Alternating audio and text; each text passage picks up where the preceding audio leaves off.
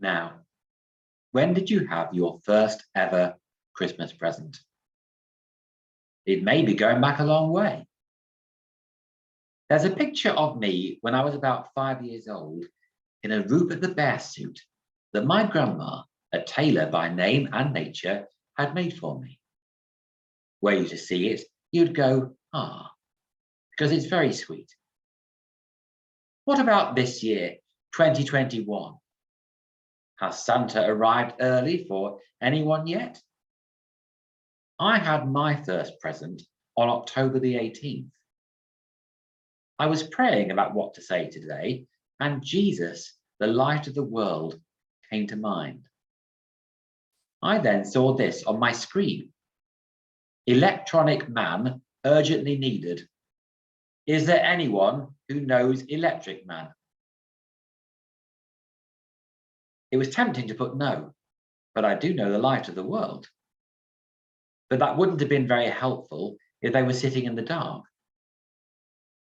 This was the gift that kept on giving, because I do know Jesus, the light of the world, and I would like to share him with you this Christmas.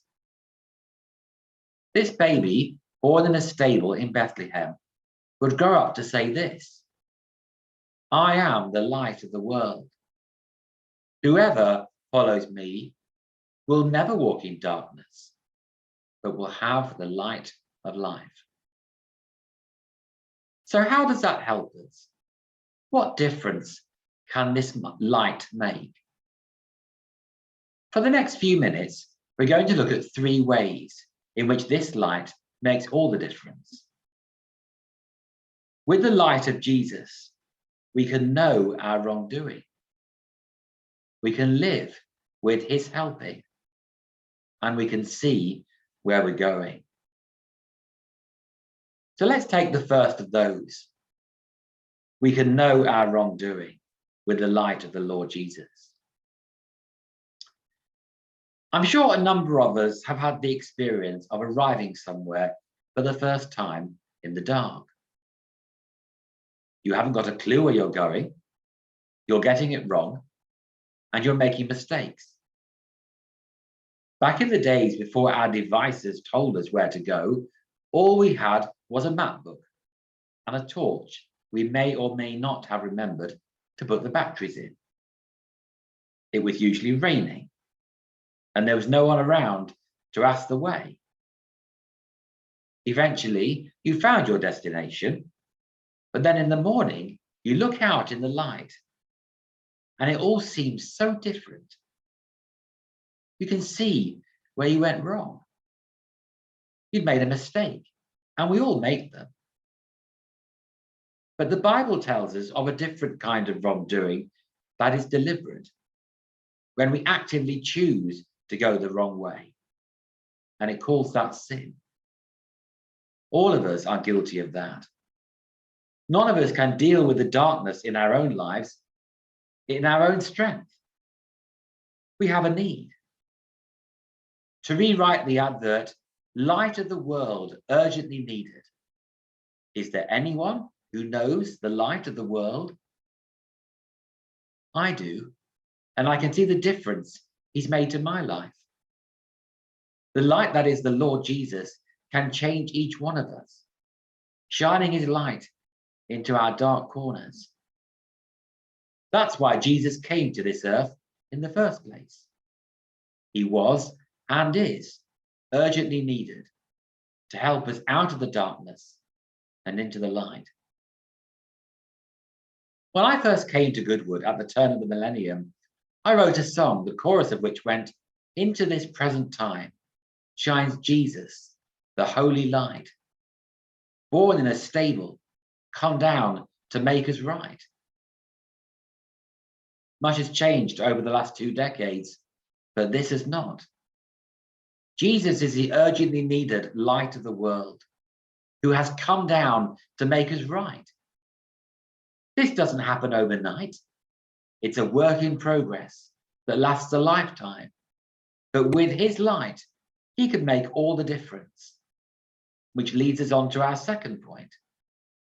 With his light, we can live with his helping. Sometimes we can be daunted by the thought of being a Christian. Or even when we are one, it's never easy to live a life that pleases the Lord. Jesus said, I am the light of the world. Whoever follows me will never walk in darkness, but will have the light of life. Now, I've got 4 pictures here. What have they all got in common? We've got Wembley Stadium on the day of the Euro 2020 semi-final. The Atlantic Ocean taken from the coast of Cornwall. Davenport Road in Leicester. And Upton House in Warwickshire. What have they got in common? It's light. Just imagine being in these places without light. Put yourself in Wembley. Dark night, roofs closed, and the lights are off. Walking into seats could be painful, not to mention the danger of the steep terraces. Paula and I finally started our walk round the Southwest Coastal Path this year in Cornwall. Believe me, some of it was hard in the light, but I wouldn't like to walk that close to the cliff edge in the dark. It could be quite a short walk. Davenport Road in Leicester.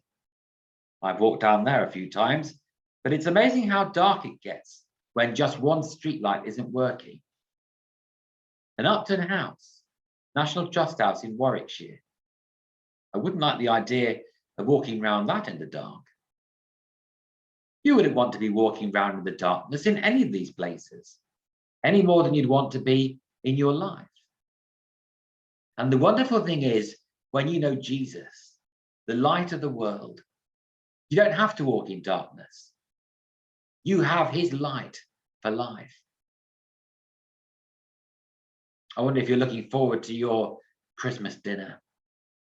You probably have a second helping. I know I will. I know I will. I'm sure I will. I'm FATTY. The wonderful thing about being a Christian is that in Jesus, we have a light who is every second helping. For he helps us every second of the day. And at Christmas, we need that more than ever. Whether we're in a house full of people, or we live with one another person, or we live alone, we need the Lord's help to be the people he wants us to be. You might be sitting there thinking, he just wants to show us his holiday pictures. Well, of course I do. I've been doing it for years. But it's always good to reflect on where we've been and how the Lord, the light of the world, has guided us, sometimes in some very dark and difficult places. But if we're Christians, to bring us on to our third and final point, with his light, we can see where we're going. We can see where we're going. There was a man who went to St. Ives, that was me, and he walked there with just the one wife in what was probably the hottest day of the year. He was utterly exhausted on arrival and picked himself off the floor to stagger into the fudge shop. When I got there, we'll go back into the first person, it's easier.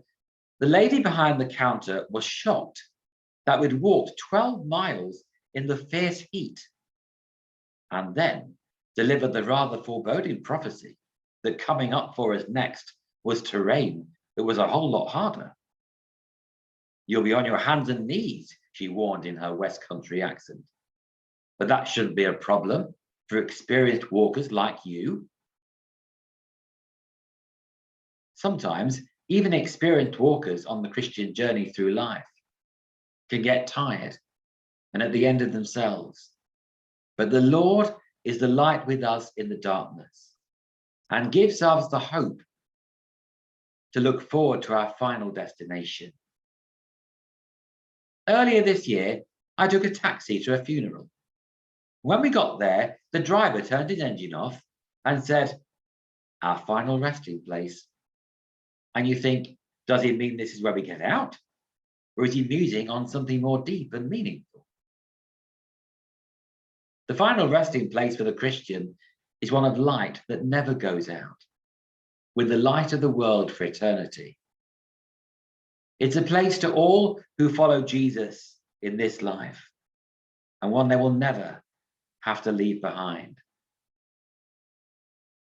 Every Christmas as a child, I looked forward to visiting my great aunt and uncle at Asperby Hill, and the journey home would take us through the festive lights of Melton, Oakham and Stamford.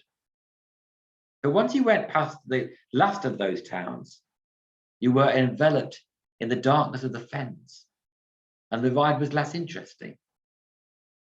It was good to be home and switch the light on, knowing that you were at journey's end. Christmas lights come and go.